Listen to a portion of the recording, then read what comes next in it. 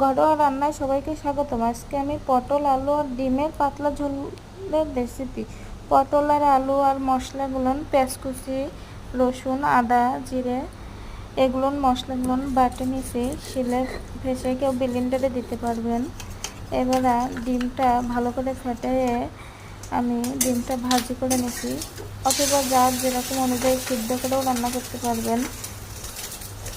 ডিমটা ভাজি করা হয়ে গেলে এবার কড়াইতে তেল দিয়ে পটলগুলো ভাজি করে নেব।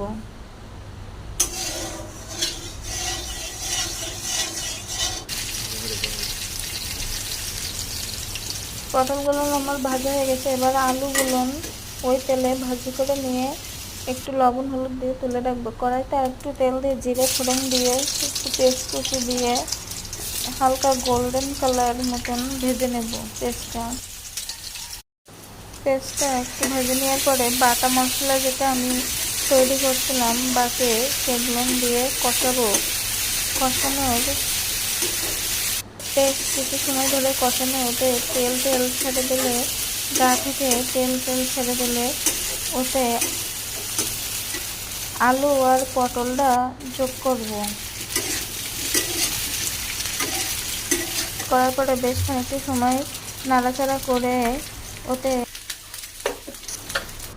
হালকা জল দিয়ে কষাবো।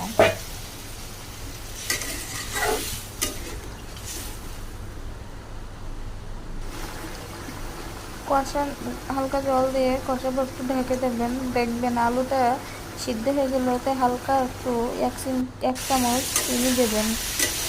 দেওয়ার পরে এটা এভাবে নাড়াচাড়া করে দেখবেন ওর গা দিয়ে আলু আর পটলের গায়ে একটু তেল ছাড়বে।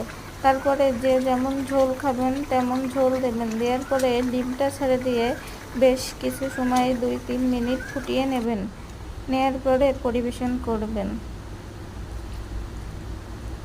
সেই স্বাদ।